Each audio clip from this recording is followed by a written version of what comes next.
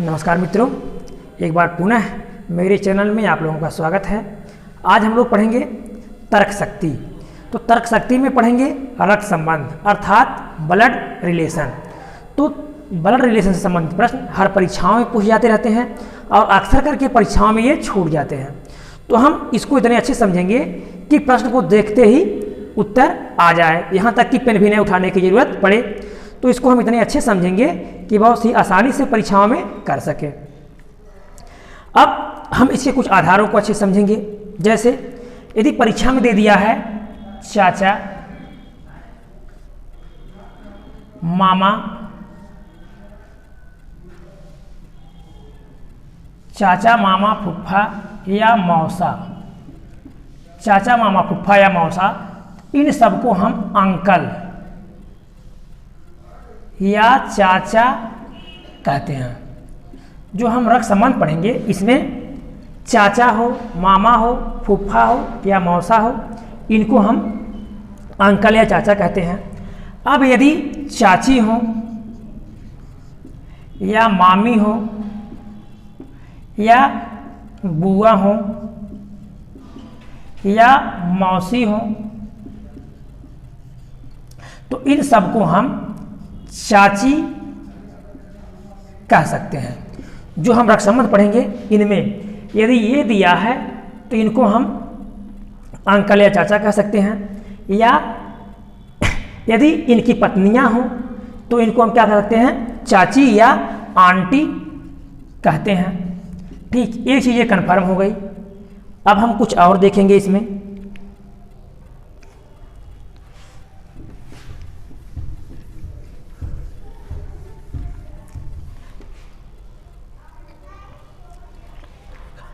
अब यहाँ एक प्रश्न आता है पोता और एक प्रश्न आता है नाती।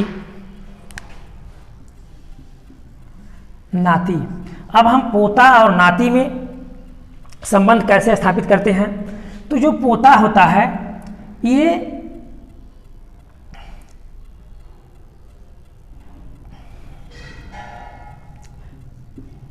पुत्र का पुत्र, जब खुद अपने पुत्र का पुत्र होगा तो उसको हम बोलते हैं पोता।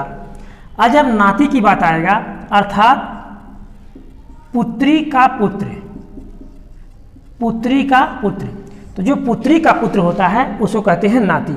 इस चीज़ को हम जान गए कि पुत्री का पुत्र होगा तो उसको हम कहते हैं नाती, और पुत्र का पुत्र होगा उसको कहते हैं पोता। अब फिर प्रश्न आता है दादी और नानी का, दादी और नानी का। तो दादी, दादी का संबंध होता है पोता से, पोता या पोती से, और नानी का संबंध होता है नाती या नातिन से। ठीक, तो हाँ, नाना या नानी, दादा या दादी। ठीक, तो यह एक घर के सदस्य हैं, दादा या दादी होगा। तो जो अपने इनके पुत्र का जो पुत्र होगा या जो पुत्री होगी उसको पोता, और पुत्री होगी तो पोती कहेंगे। और नाना या नानी अर्थात इनकी जो पुत्री होगी तो पुत्री का अगर लड़का होगा तो नाती, और अगर पुत्री की लड़की होगी तो नातिन कहेंगे। इन सारी चीज़ों को हम समझ गए। अब कुछ प्रश्न और आते हैं इसमें जो अक्सर करके उलझाते रहते हैं परीक्षाओं में।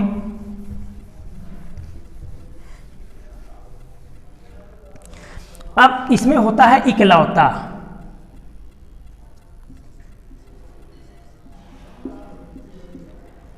इकलौता पुत्र या पुत्री, इकलौता पुत्र या पुत्री।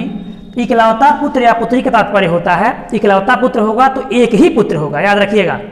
इकलौता पुत्र होगा अर्थात एक के पिता का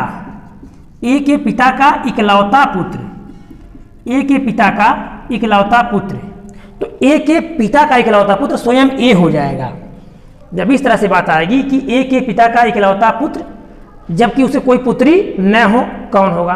तो ए के पिता का इकलौता पुत्र ए ही हो जाएगा। और इस तरह से कहा जाए कि ए के पिता का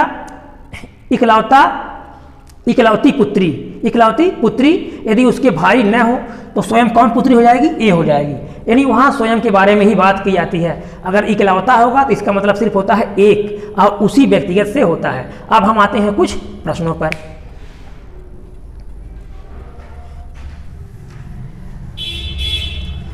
अब हम देखेंगे प्रश्न। पहला प्रश्न है, ए बी की पत्नी है, डी ए का भाई है, पी तथा क्यू ई के बच्चे हैं, जो कि डी की पत्नी है, बी क्यू से किस प्रकार संबंधित है? ए बी की पत्नी है, ए पत्नी। याद रखिएगा, हम ऐसे जब डायग्राम बनाएंगे इसका मतलब ये हुआ कौन पत्नी है? ए पत्नी है किसकी? बी की। ऐसे बनने का मतलब होता है कि ए ही पत्नी होगी, क्योंकि तीर किसकी तरफ इशारा कर रही है? ए की तरफ कर रही है। तो इसे ये पता चलेगा कि पत्नी बी नहीं है, पत्नी कौन है? ए। और डी ए का भाई है,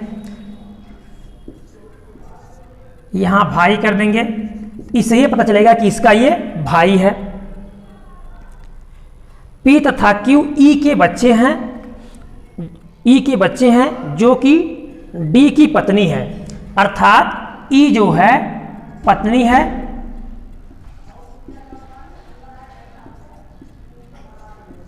डी की। ठीक, ई पत्नी है डी की और ई के बच्चे हैं, हाँ, पी क्यू, ई के बच्चे हैं पी और क्यू। अब इन दोनों में कन्फर्म पता नहीं है कि पी और क्यू लड़का है या लड़की है। ये हमारा हो गया क्वेश्चन। अब इसमें कह रहा है तो बी क्यू से किस प्रकार संबंधित है? बी क्यू से किस प्रकार संबंधित है? बी जो है क्यू से, अर्थात बी क्यू का क्या? बी क्यू से अर्थात क्यू का बी क्या लगेगा? तो हमको कहाँ जाना है? बी के पास जाना है क्यू से।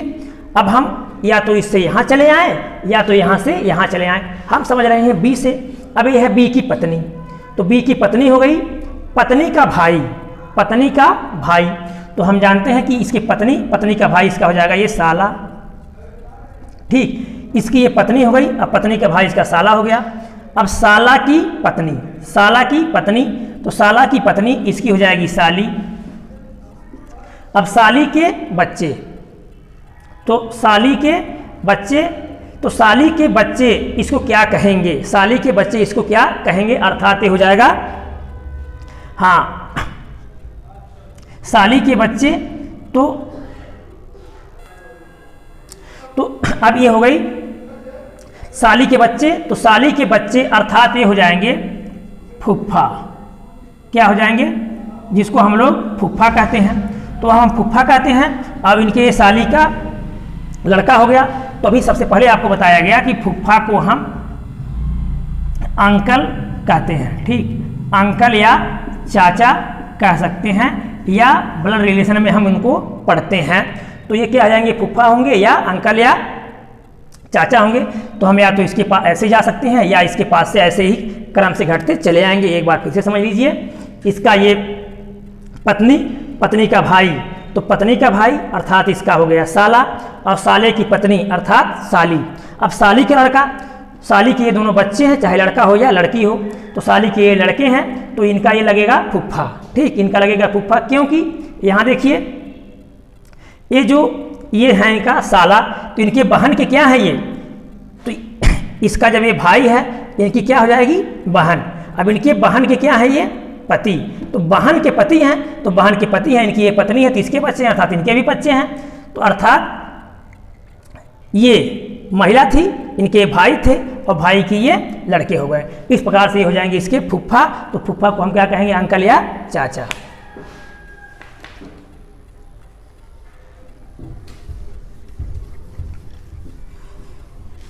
तो हम देखेंगे अगला प्रश्न।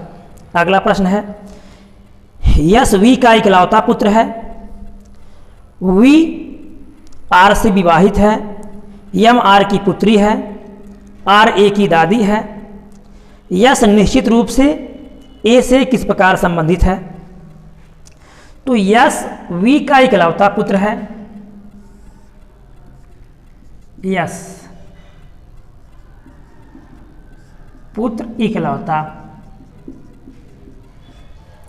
यशवी का इकलौता पुत्र है, वी आर से विवाहित है,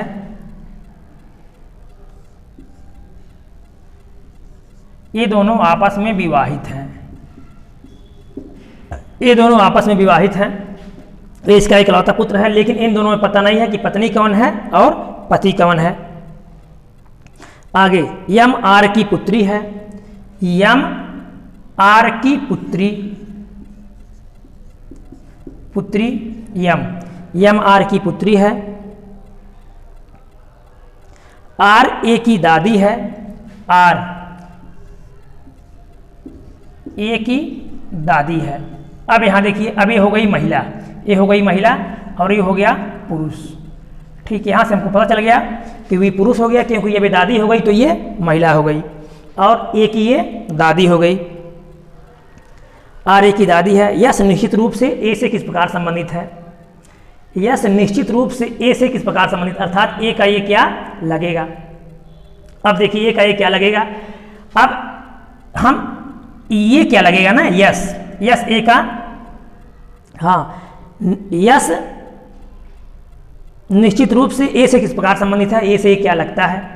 अब हम आते हैं ए से, तो ए की ये हो गई दादी, तो ये हो गई दादी, तो ये दादी हो गई, तो ये क्या हो जाएगा दादा।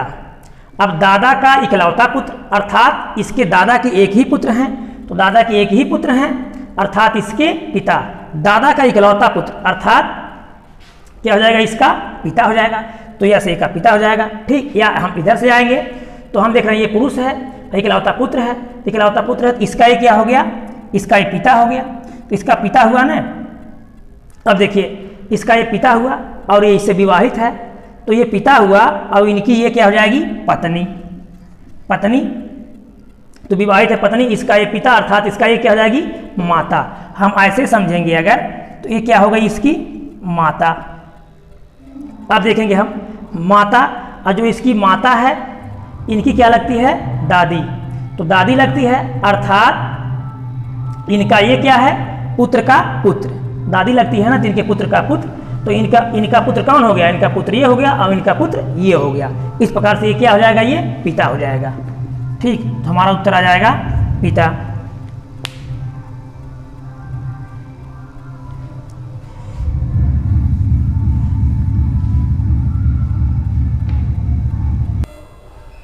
अगला प्रश्न देखेंगे,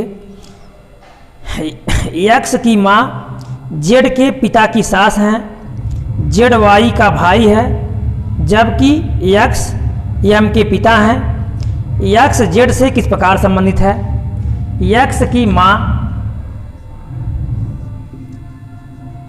यक्ष की माँ जेड के पिता की सास है,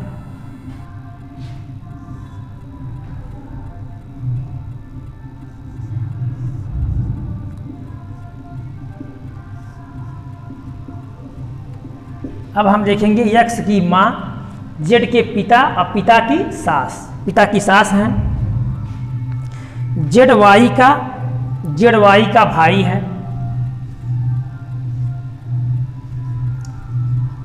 हम तीर इस तरफ बनाएंगे ताकि ये पता चलेगा कि भाई कौन है, तो भाई कौन है, जेड वाई का भाई है,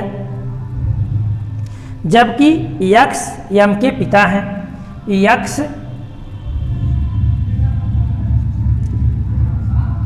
यक्ष यम के पिता हैं। हाँ, तो यक्ष जेड से किस प्रकार संबंधित है, यक्ष जेड से किस प्रकार संबंधित है, तो अर्थात यक्ष जेड का क्या लगता है, हमको ये पता करना है कि यक्ष जेड का क्या लगता है। अब हम देखेंगे इस प्रश्न को, जेड का ये हो गया पिता, तो जेड का पिता की सास, जेड का पिता और पिता की सास, तो पिता की सास अर्थात नानी, पिता की सास क्या हो जाएंगी, नानी। ठीक, इसको जब हम खुद अपने समझ जोड़ते हैं तो बहुत अच्छा होता है, हम बहुत जल्दी उसको समझ जाते हैं। यहाँ कह रहा है जेड का पिता, तो जेड का पिता और पिता की सास, तो पिता की सास अर्थात नानी, अब ये हो गई नानी, और इनकी ये माँ है, तो ये माँ है, इसका ये पिता अर्थात ये पुरुष है, तो पुरुष है अर्थात इनके ये क्या है, पुत्र हैं, इनके ये पुत्र हैं। ये क्या है, इसके ये माँ है तो ये क्या होंगे, पुत्र होंगे। तब हम समझ गए यहाँ कि इसके ये पिता, पिता की सास, तो पिता की सास अर्थात इसकी नानी, और नानी का पुत्र, तो नानी का पुत्र अर्थात मामा। सीधा हम पहुँच गए नानी का पुत्र अर्थात मामा। तो यक्स क्या लगेगा, जेड का मामा लगेगा।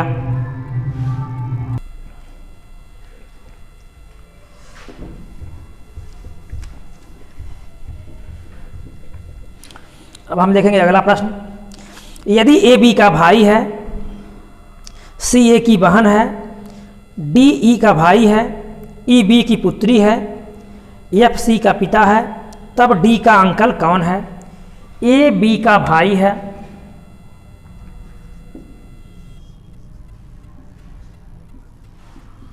ठीक, तीर इधर बन गया, इससे पता चलता है कि भाई कौन है, ये ए बी का भाई है, सी ए की बहन है, सी ए की बहन है, डी ई का भाई है, ई बी की पुत्री है, ई बी की पुत्री है, ई बी की पुत्री है, और डी ई का भाई है, डी ई का भाई है, एफ सी का पिता है,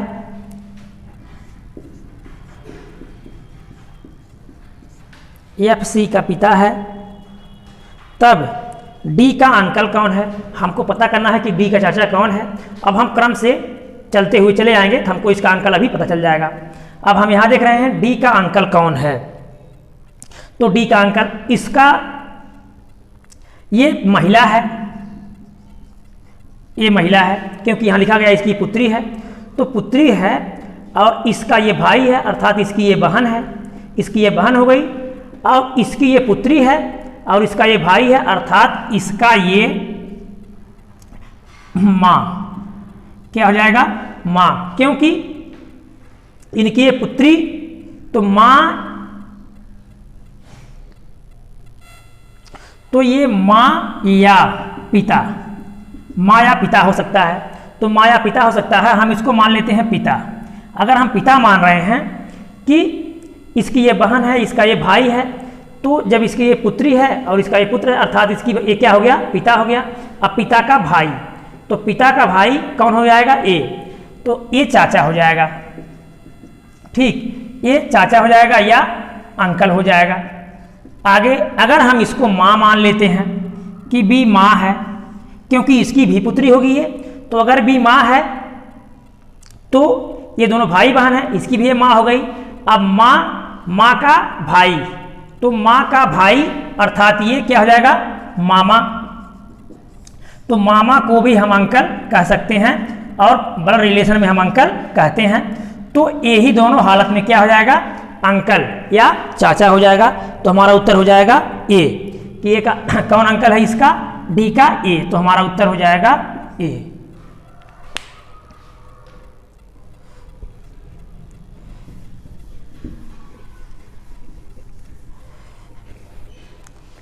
अगला प्रश्न देखेंगे। ए बी से कहता है कि बी की माता ए की माता की सास है।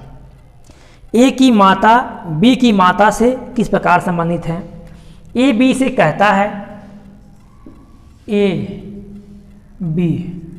बी से कहता है कि बी की माता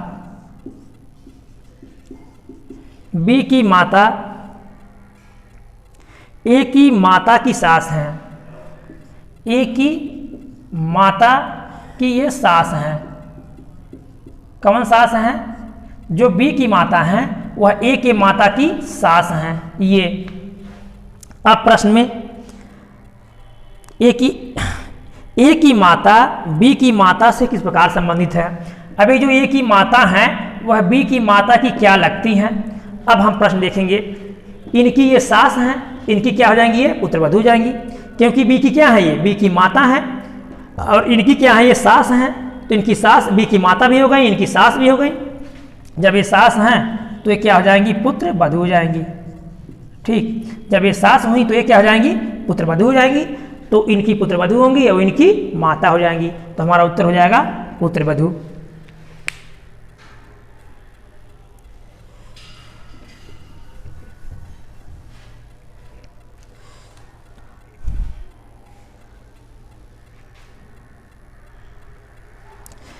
ए तथा बी विवाहित युगल हैं। सी तथा डी भाई हैं। सी ए का भाई है। डी बी से किस प्रकार संबंधित है। ए तथा बी विवाहित युगल हैं। ए और बी विवाहित हैं, लेकिन ये पता नहीं है इसमें पति पत्नी कौन है। ये दोनों विवाहित हैं। सी तथा डी भाई हैं। सी और डी, यहां पता चल गया कि ये दोनों भाई हैं, अर्थात इसमें कोई महिला नहीं है, ये दोनों भाई हैं। हाँ, सी ए का भाई है। सी ए का भाई है। सी ए का भाई है। और डी बी से किस प्रकार संबंधित है।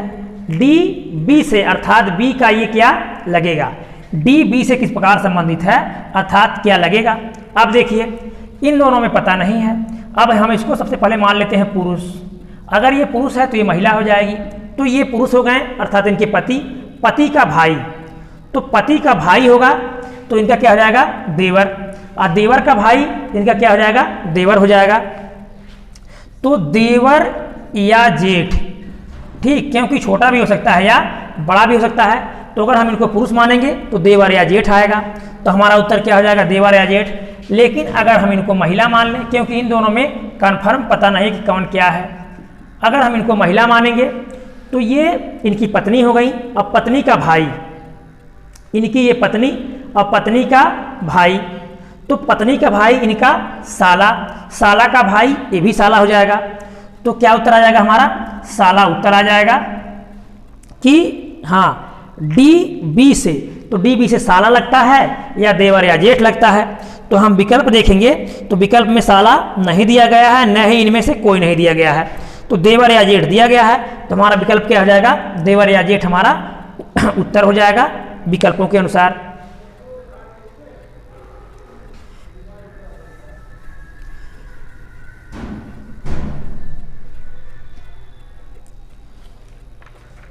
अगला प्रश्न देखेंगे।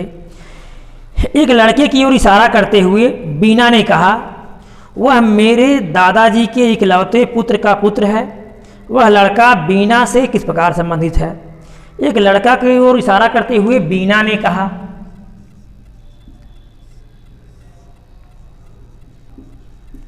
बीना और लड़का, तो लड़के की ओर इशारा करते हुए बीना ने कहा, वह मेरे दादाजी, अर्थात इसके दादाजी,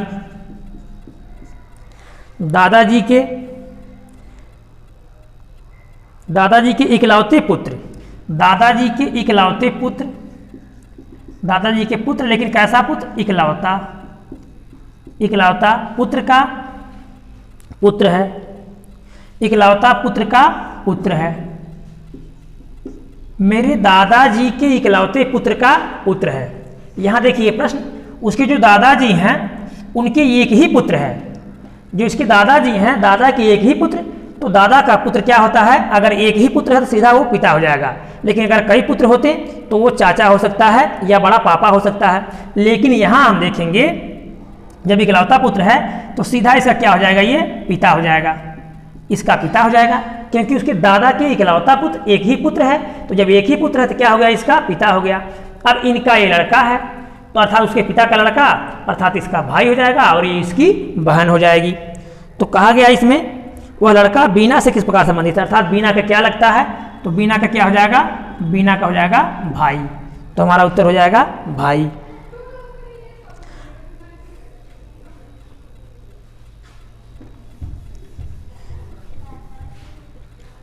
अब अगला प्रश्न देखेंगे। अतिथियों को आशा का परिचय कराते हुए भास्कर ने कहा, उसके पिता मेरे पिता के इकलौते पुत्र हैं। आशा भास्कर से किस प्रकार संबंधित है। अतिथियों को आशा का परिचय कराते हुए भास्कर ने कहा, भास्कर। भास्कर अतीत से कह रहे हैं। हाँ, आशा का परिचय करा रहे हैं भास्कर। आशा, उसके पिता अर्थात आशा के पिता, आशा के पिता मेरे पिता के इकलौते पुत्र हैं। मेरे पिता के पुत्र, मेरे पिता के पुत्र हैं, लेकिन कैसे? इकलौते, इकलौते पुत्र हैं। तो भास्कर से आशा भास्कर से किस प्रकार संबंधित है, अर्थात आशा भास्कर की क्या लगेगी। अब हम आते हैं प्रश्न पर, देखेंगे यहाँ भास्कर का पिता, अब पिता का इकलौता पुत्र, पिता का कैसा पुत्र? इकलौता पुत्र, अर्थात इसके पिता को एक ही पुत्र है, इसके पिता को एक ही पुत्र है, अर्थात स्वयं कौन हो जाएगा? भास्कर। यहाँ जो इकलौते पुत्र की बात आ रही है वो कौन हो जाएगा? भास्कर हो जाएगा, क्योंकि कहा गया भास्कर का पिता का इकलौता पुत्र, अर्थात उसके पिता को कितने पुत्र हैं? केवल एक पुत्र है। उसके पिता कितने पुत्र हैं? केवल एक पुत्र, केवल एक पुत्र। ठीक, कितने पुत्र हैं? केवल एक पुत्र हैं, अर्थात ये स्वयं हो जाएगा। ठीक, यहाँ कौन हो जाएगा? भास्कर हो जाएगा, क्योंकि इसके पिता के केवल एक ही पुत्र हैं, स्वयं भास्कर है। अब आशा का ये पिता है, तो इसकी क्या हो जाएगी? पुत्री हो जाएगी। तो यह इससे किस प्रकार संबंधित है? तो आशा उसकी क्या हो जाएगी? पुत्री हो जाएगी। ठीक, ये इसकी पुत्री हो गई। अब एक प्रश्न आपको देंगे, कमेंट बॉक्स में उत्तर जरूर बताइएगा।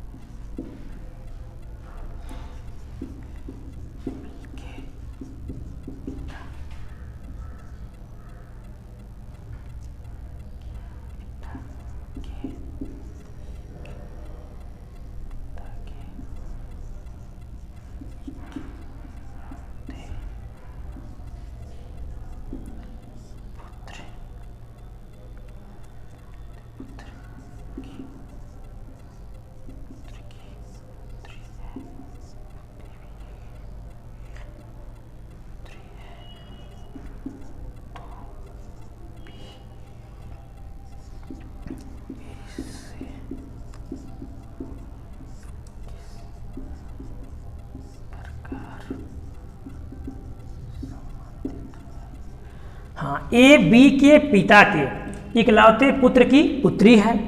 ए बी के पिता के इकलौते पुत्र की पुत्री है, तो बी ए से किस प्रकार संबंधित है? कमेंट बॉक्स में उत्तर जरूर बताइएगा। और एक चीज़ आप लोगों से कहना चाहेंगे मेरे मित्रों, आप अपने समय का विशेष रूप से ख्याल रखें, नियमित रूप से पढ़ाई करें, जो भी पढ़ें बहुत अच्छे से पढ़ें और उसको समझते हुए पढ़ें, क्योंकि आप थोड़ा पढ़ेंगे, अगर उसको ठोस पढ़ेंगे, अच्छा पढ़ेंगे, तो आपके लिए क्या हो जाएगा? बहुत अच्छा होगा। लेकिन अगर आप जल्दीबाजी में पढ़ते हैं तो जल्दीबाजी में किया गया कोई भी काम सही नहीं होता है। इसलिए आप समझदारी से पढ़ें, थोड़ा पढ़ें और बराबर पढ़ें, अपने समय का ख्याल रखते हुए। अब वीडियो अच्छा लगा होगा तो लाइक कीजिएगा, सब्सक्राइब कीजिएगा, दोस्तों को शेयर कीजिएगा। धन्यवाद।